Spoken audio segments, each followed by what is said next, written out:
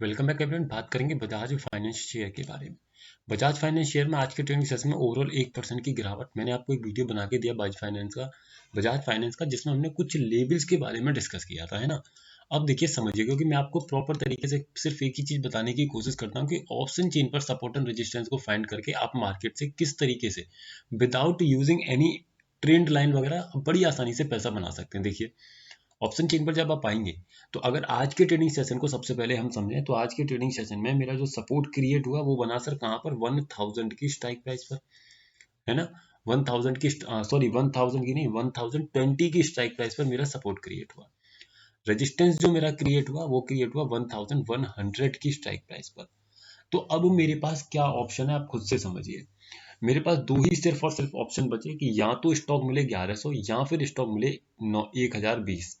तभी मैं खरीदारी और बिकवाली कर सकता हूँ। अगर बीच में घुसने की कोशिश करूंगा तो मैं ट्रैप हो सकता हूँ, या फिर अगर एक एक्सपीरियंस टीचर हूं मैं, यानी कि एक्सपीरियंस ट्रेडर हूं मैं, देन डेफिनेटली मैं एक लेवल्स को समझ के इंट्राडे में, यानी कि प्रॉपर तरीके से ओआई को समझ के, ओआई की थ्योरी को रीड करके समझ के प्रैक्टिकली एक्सपीरियंस ले करके आफ्टर दैट ही मैं लेवल्स को पकड़ पाऊंगा। अदरवाइज सपोर्ट एंड रेजिस्टेंस के अकॉर्डिंग मुझे सिंपल सा वेट करना है अपने टॉप का या बॉटम का।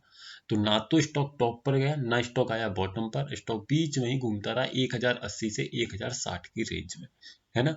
इन्हीं 20 पॉइंट में स्टॉक आपको घूमते हुए दिख जाएगा। तो ऐसे केस में कोई ट्रेड मेरा यहाँ पर नहीं बनेगा, नंबर वन। सेकेंडली, आने वाले ट्रेडिंग सेशन को अगर हम समझें तो देखिए, आने वाले ट्रेडिंग सेशन में अभी कुछ भी कह पाना, अगर हम अगले उसकी एक्सपायरी की थोड़ी उसको लेके देखें, चलिए ऑप्शन चेन को, तो वहां अगर हम समझें कि सपोर्ट एंड रेजिस्टेंस कहाँ पर क्रिएटेड है, तो यहाँ पर अगर आप देखने की कोशिश करेंगे तो आपको एक चीज देखने को मिलेगी कि जो आपका रेजिस्टेंस क्रिएटेड है नेक्स्ट एक्सपायरी में, वो देखिए कहाँ पर क्रिएटेड है, 1100 की स्ट्राइक प्राइस पर। तो ऐसे केस में फिलहाल के लिए टॉप स्टॉक का क्या, 1100। अब मैं अगर सपोर्ट को देखने की कोशिश करूं कि मेरा सपोर्ट कहां पर क्रिएटेड है, तो यहां से आप फाइंड करने की कोशिश कीजिए, तो आपको देखने को मिलेगा कि आपका जो सपोर्ट है, देखिए यहां बना हुआ है कौन सी स्ट्राइक प्राइस पर, 1000 पर। लेकिन 1000 से पूरी तरीके से आने की कोशिश में लगा हुआ है कौन सी स्ट्राइक प्राइस पर, देखिए 1080 की स्ट्राइक प्राइस पर। तो आने वाले ट्रेडिंग सेशन में अगर मेरा रेजिस्टेंस ये उठ कर, सॉरी सपोर्ट मेरा उठ करके 1000 से 1080 पर आ गया और स्ट्रांग हो जाए, तो ऐसे केस में 1080 मेरे स्टॉक का बॉटम हो जाएगा। और अगर ये यहाँ ना भी आए, मान लीजिए कि ये यहाँ नहीं भी आता है, लेकिन वॉल्यूम के कारण मेरा जो सपोर्ट है वो बन जाए 1080 पर स्ट्रॉन्ग, तो ऐसे केस में भी मेरा 1080 ही बॉटम बन जाएगा। इस चीज को याद रखिएगा।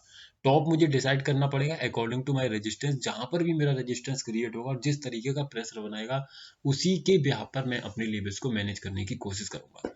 तो वीडियो सिर्फ एजुकेशनल पर्पज है सर, किसी भी तरीके की बाइंग सेलिंग होल्डिंग की सलाह नहीं दी जा रही है। अगर आप हमारे व्हाट्सएप चैनल पर ज्वाइन होना चाहते हैं तो हो सकते हैं, लिंक आपको नीचे डिस्क्रिप्शन में मिल जाएगा। साथ ही अगर आपको किसी स्टॉक के बारे में क्वेरी है तो आप कमेंट बॉक्स में पूछ सकते हैं, या फिर इस नंबर पर व्हाट्सएप करके भी पूछ सकते हैं। Thank you so much for watching the video.